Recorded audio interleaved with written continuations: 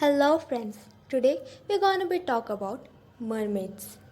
Mermaids या जलपरियाँ कहने के लिए एक मिथिकल क्रिएचर है, लेकिन इनके अस्तित्व के बारे में हमेशा से सवाल उठाए जाते रहे हैं।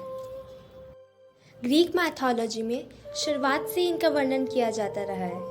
ग्रीक मैथोलॉजी में मरमेड्स को साइरेंस कहा जाता है।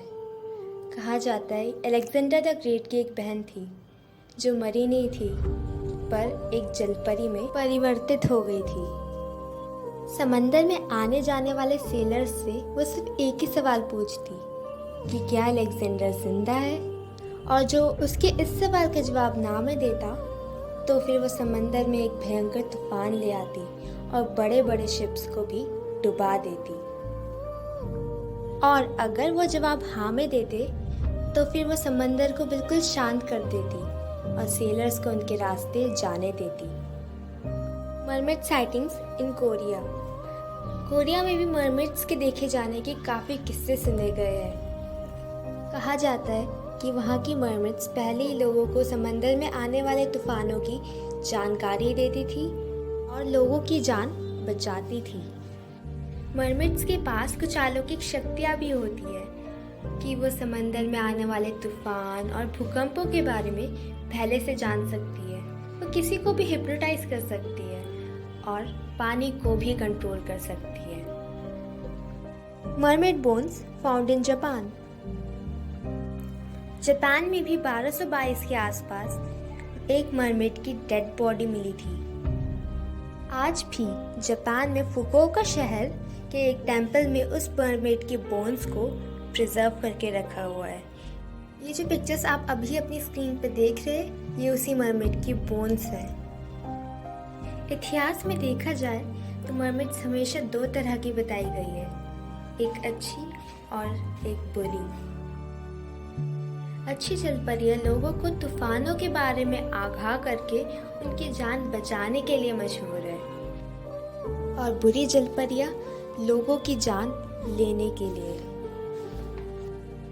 अच्छी मरमेड्स आपको किसी भी टाइम दिख सकती है, लेकिन बुरी मरमेड्स मोस्टली रात के टाइम ही दिखती है। सेलर्स मोस्टली शिप से ट्रैवल किया करते थे। लंबे सफरों के दौरान उन्हें रात को भी जहाज में रहना पड़ता था, और इन सेलर्स का मोस्ट ऑफ द टाइम बुरी मरमेड से सामना होता रहता था। और मोस्टली बुरी मरमेड्स को ही साइरेंस कहा जाता है। इजराइल में तो मरमेड साइटिंग्स इतनी होती है कि अब इनके सबूत लाने पर $1 मिलियन का इनाम रख दिया है। चाइना में तो ये भी माना जाता है कि जब कोई मरमेड रोती है तो उनकी आंखों से आंसुओं की जगह मोती निकलते हैं। वर्ल्ड वॉर 2 के टाइम जापानीज सोल्जर्स जो इंडोनेशिया के एक आइलैंड पे ड्यूटी कर रहे थे, उन्होंने भी मरमेड्स को देखने के दावे किए। वहाँ के लोकल्स इन्हें ह्यूमन फिश कहते हैं। Mermaid statue.